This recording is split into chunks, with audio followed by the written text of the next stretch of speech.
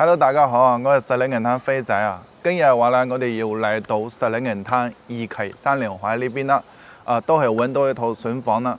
佢係兩房啊，改咗一個三房嘅一個設計。咁我哋可以望下呢個園區嘅呢個花園啦。可以望下先。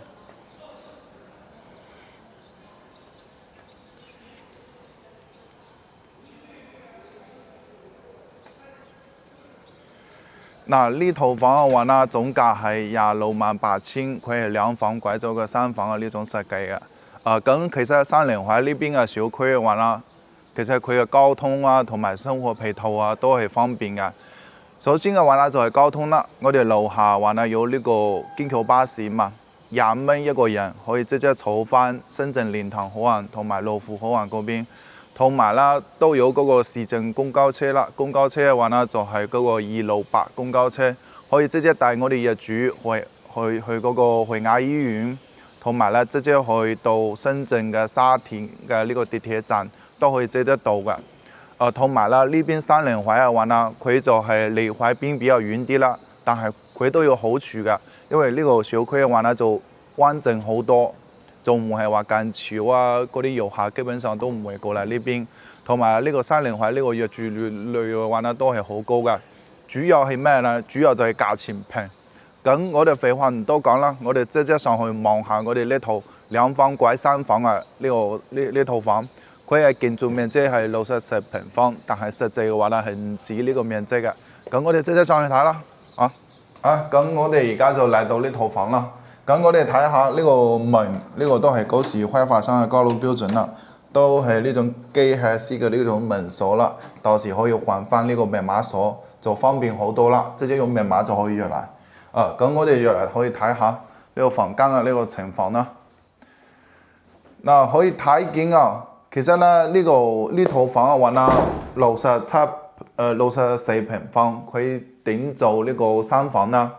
可以睇見中間嘅話呢係呢個客廳同埋餐廳嘅位，仲有呢上邊呢個樓梯上去啦，仲有一個房間，仲有呢後邊呢兩個位嘅話呢，仲有兩個房間。咁我哋一步一步嚟啦。咁我哋先睇下呢個客廳先啦。可以睇見呢個客廳都係呢種實木嘅家私，都係比較耐用實用啲咯。可以睇見都係實木嘅家私。仲有呢個利是嘅呢個空調冷氣機，都係隔離嘅。咁我哋先睇下呢個露台啦。露台嘅話啦，都係有5-6嘅平方左右啦。其實呢套房嘅話啦，呢個廚房都係朝西嘅呢個廚房，陽光都係 OK 嘅。可以睇下我哋樓下呢個景啦，望呢個花園，其實都唔錯。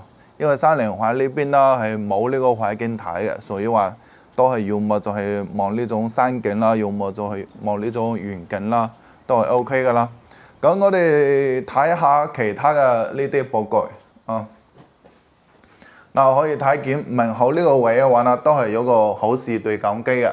如果話呢個朋友係我哋樓下想約嚟嘅話啦，你可以直接喺呢度可以幫佢開呢個門，就方便好多啦。我哋過嚟呢邊睇下呢邊嘅房間啦。仲有呢個係全屋嘅呢個電掣啦，呢個功能區分啦都好明白嘅。邊度嘅呢個總閘、衛生間嘅同埋廚房嘅都有寫明嘅。咁我哋睇下呢個房間嘅呢個情況啦。睇下呢個次臥呢個房間。其實呢個房間啦都可以擺到米5嘅呢個床啦。喺呢邊都可以擺個細細地嘅嗰個辦公台啊，都係 OK 啊，都係可以用嘅。仲有呢個隔離嘅呢個空調都係有嘅，都係送嘅。咁我哋去呢個主人間可以望下。其實可以睇見呢個主人間啦都比較闊啲嘅，同埋啦都擺咗衣櫃同埋呢個大床。擺呢個米8嘅大床其實都可以擺到嘅，就係嗰邊嘅空間就細啲啦。呢邊其實都可以做個呢個倒頂嘅呢個衣櫃。其實如果話呢套房買咗之後啦，呢啲實木嘅呢啲家私其實都係可以用嘅。同埋呢個隔離嘅呢個空調都係 OK 嘅。咁我哋可以望下呢個主人間呢個景啦。主人間呢個景咧其實都好開揚嘅，採光都幾好啊，樓下都可以望花園，朝西嘅。嗱，咁我哋去睇下我哋呢個衛生間啦。睇下呢個衛生間呢個情況啦。喺衛生間嘅話呢，呢邊二期三連環係冇呢個乾濕分離嘅，因為嗰時開發商交樓嗰時就冇呢啲啊。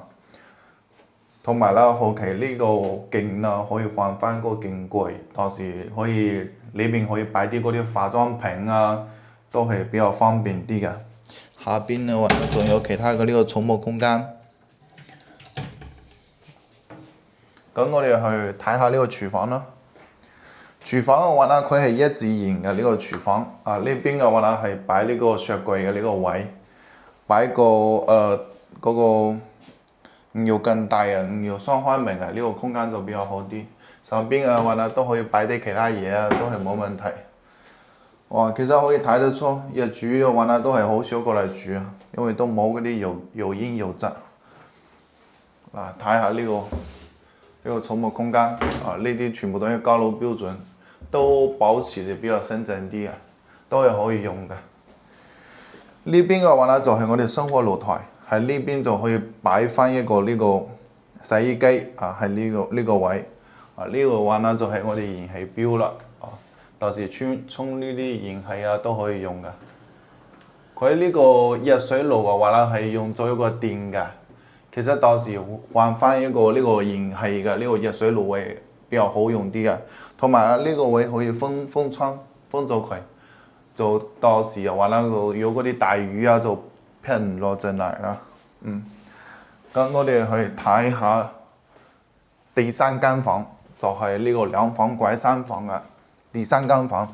第三間房嘅話呢，就係喺呢度上去行呢個樓梯。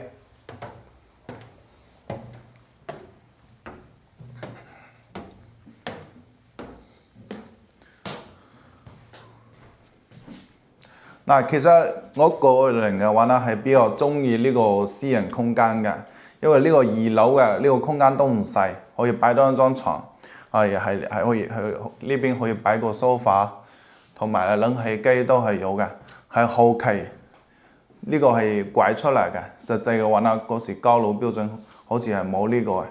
嗱，呢邊嘅話呢，都留翻一個呢個電視位啦，就可以喺呢度坐住 sofa 睇電視。同埋啦，呢個私人空間啦，就比如話你中意打遊戲啊，都可以喺呢邊擺個呢個電競房啊，都係 OK 啊，都係冇問題嘅。嗱，其實呢套房嘅話呢，我哋就做翻一個少少嘅呢個總結啦。其實呢套房好簡單㗎，佢嘅建築面積嘅話呢，就係得64平方，但係我哋呢套房實用嘅話呢，都係有70幾到80個平方啦，兩房拐咗個三房。268000就可以攞低，同埋啦三連環呢個小區嘅話呢，佢就交通都係方便嘅，同埋樓下都係有個社區醫院同埋業主食堂啊嗰啲都係有㗎，都係方便嘅。主要就係離嗰邊海邊就係遠啲啦，但係都係唔緊要嘅。我哋樓下有嗰個穿梭巴士，嗰個穿梭巴士係免費嘅，可以直接坐個穿梭巴士去海邊，都係幾分鐘都可以到嘅。所以話咧都唔使擔心。咁我哋呢期嘅話呢就到呢度啦。如果話你中意呢邊嘅海景房，咁就訂閱飛仔啦。下期帶你睇嗰啲競選嘅嗰啲盤啦。咁我哋下期再見，拜拜。